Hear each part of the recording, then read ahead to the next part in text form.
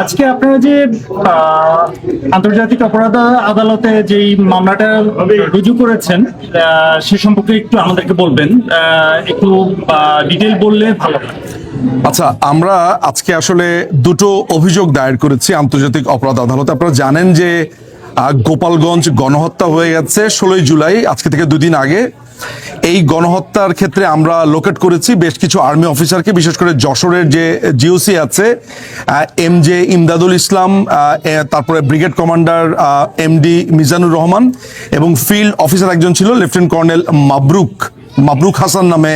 আমরা এই 3 জনকে আমরা লোকেট করেছি। এছাড়া ওয়াকারুজ্জামান, এই অবৈধ সরকারের যে প্রধান নিজেকে বলে দাবি করে, ইউনুস, তারপরে হচ্ছে যে স্বরাষ্ট্র প্রতিমন্ত্রী বলে যে নিজেকে দাবি করে স্বরাষ্ট্র উপদেষ্টা, আইন উপদেষ্টা আসিফ নজরুল, স্বরাষ্ট্র উপদেষ্টা লেফটেন্যান্ট জাহাঙ্গীর, এবং এনসিপির যেই সন্ত্রাসীগুলো রয়েছে যেমন সার্জিস আলম, নাহিদ, হাসনাত, যারা যারা রয়েছে তাদের ব্যাপারে আমাদের যে নাদিম ভুঁইয়া রয়েছে, তিনি এই গোপালগঞ্জে গণহত্যাকে সামনে এনে এইখানে যেই ধরনের অ্যাট্রোসিটি হয়েছে সেগুলোর এভিডেন্সগুলো কালেক্ট করে তিনি একটি অভিযোগ আজকে আন্তর্জাতিক অপরাধ আদালতে দায়ের করেছে। তিনি তার অভিযোগটা দায়ের করেছেন হচ্ছে রোম স্ট্যাটিউটের আর্টিকেল 15-এর অধীনে, কারণ তিনি মনে করছেন যে বাংলাদেশে এটির বিচার হবে না, বাংলাদেশের যে অবৈধ সরকার সেটা বিচার করবে না, ফলে তিনি এটি আন্তর্জাতিক সম্প্রদায়ের সামনে এটা এনেছেন। এবং এটা হচ্ছে তার যে অভিযোগ যেটা করেছেন সেটা হচ্ছে রিসিপ্ট কপি হচ্ছে সেটা, এবং তিনি একটু বলবেন যে তিনি কেন এই অভিযোগটা দায়ের করলেন, এবং আমি আইনজীবী হিসেবে কাজ করেছি। আপনি প্লিজ আমাদেরকে বলবেন যে আপনার অভিযোগ কি ছিল, এবং ওভারঅল যদি আপনি আমাদেরকে একটু ব্রিফ করেন তাহলে সেটা ভালো হয়। কারণ গোপালগঞ্জে যে নারকীয় ঘটনা ঘটাচ্ছে এই বাংলাদেশ আর্মি, এবং এগুলির ভিডিও ফুটেজ দেখে আমরা দেখতেছি, যেটা নাকি আমি 1971 সালে, আমার বয়স তখন প্রায় 11 বছর ছিল, আমি যা দেখেছি তার থেকে আমি মনে করি এর থেকে বেশি তারা করে ফেলেছে। এই গোপালগঞ্জে যেভাবে একটা ছাত্রকে গুলি করে আহত অবস্থায় বুকের মধ্যে পাড়া দিয়ে আর্মি যেভাবে মেরেছে, এটা অবর্ণনীয়, মানে এটা কল্পনা অতীত। এটা তো বর্বরচিত ঘটনা, এগুলি এই সমস্ত আমি আসলে নিতে পারিনি, সে কারণে উনি দায়ের করেছে। এটা ছাড়া আমি একটু আপনাকে বলি, দ্বিতীয় যে অভিযোগটা আমরা দায়ের করেছি সেটা হচ্ছে যে গত বছরে যখন জঙ্গি এবং টোকাইরা এই রাষ্ট্র দখল করেছে বিদেশি ষড়যন্ত্রের মাধ্যমে, এরপর আপনারা জানেন যে 5ই অগস্ট থেকে 8ই অগস্ট পর্যন্ত ব্যাপকভাবে সেখানে 3 ধরনের অপরাধ হয়েছে। একটা হচ্ছে পুলিশের গণহত্যা, বাংলাদেশ আওয়ামী লীগের নেতাকর্মীদের উপরে গণহত্যা, এবং থার্ড হচ্ছে বাংলাদেশে যারা ভিন্ন ধর্মাবলম্বী আছে মুসলিম ছাড়া, অর্থাৎ হিন্দু, বৌদ্ধ, খ্রিস্টান, তাদেরকে নানানভাবে গণহত্যা করেছে। আন্তর্জাতিক অপরাধ, মানবতা বিরোধী যে অপরাধগুলো হয়েছে সেগুলোকে সেগুলোকে বিচার চেয়ে আমাদের এই টেক্সাস আওয়ামী লীগের যে নেত্রী নাহিদা নাসের, তিনি একটি অভিযোগ দায়ের করেছেন, কারণ তিনি মনে করেন যে এই অবৈধ সরকার ইনডেমনিটি দিয়েছে, তারা বলেছে এগুলোর কোনো বিচার হবে না, ফলে তিনি মনে করেন যে এইটার বিচার তিনি আন্তর্জাতিক একটি আদালতেই চাইবেন।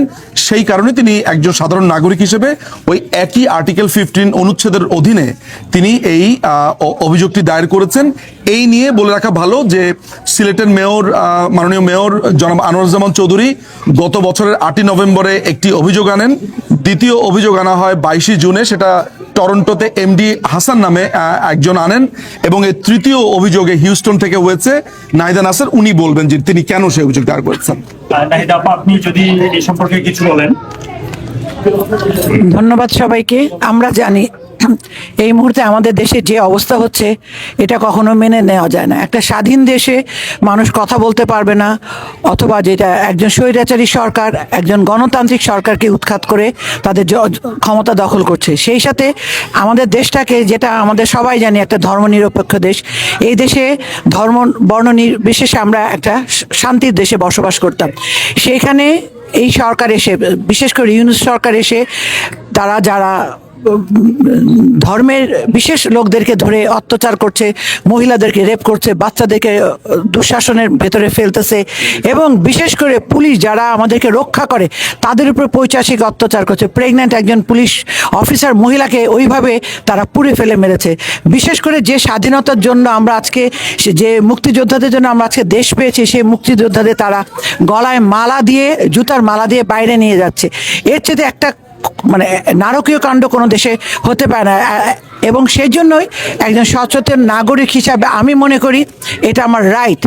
আমি এই সমস্ত স্বৈরাচারী শাসকদের বিরুদ্ধে, ডক্টর ইউনূস তার যত দোসর আছে তাদের সবার বিরুদ্ধে একজন সাধারণ নাগরিক হিসাবে আমরা এই মোকদ্দমা জারি করছি।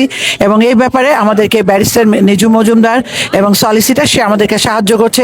এবং আমি মনে করি শুধু আমি না, প্রতিটা বাংলাদেশি যারা রয়েছেন প্রত্যেকেরই এই বিষয়ে সোচ্চার হওয়া উচিত এবং প্রত্যেকেরই এই বিশেষ আদালতে তাদেরকে আবেদন করা উচিত মামলা মোকদ্দমা। কারণ যে দেশের অগণতান্ত্রিক সরকার থাকে তারা কখনো আমাদের এই মামলাটাকে কখনো নিবে না, এটাকে তারা ধুলির সাথে মিশিয়ে দিবে। আর তাই আমরা এই হিসাবেই আমরা এই মামলাটা দায়ের করেছি। আমি আশা করি হিউস্টন থেকে আরও অনেক মামলা আসবে সারা আমেরিকার বুক থেকে। এইটা অবশ্যই আমরা সফল হব। ধন্যবাদ barrister solicitor mister Niju Majumdar. Thank you. এটা একটু বলে রাখা ভালো যে এই অভিযোগটা দায়ের করা হয়েছে যে প্রথম যেটা গোপালগঞ্জের গণহত্যাতে, সেখানে সম্ভাব্য 8 জনকে আসামি ধরে এই অভিযোগটা দায়ের করা হয়েছে। আর মিস নাহিদা নাসির তিনি যেটা করেছেন সেখানে 64 জনকে তিনি সম্ভাব্য অপরাধী ধরেছেন, এবং তদন্ত হলে সেটা আরো বের হয়ে আসবে, সেটা তদন্তের পরবর্তী। আপাতত ইনিশিয়ালি এই ধরনের সংখ্যার আসামিকে বা ব্যক্তিকে আসামি করা হয়েছে। অনেক ধন্যবাদ আপনাদেরকে।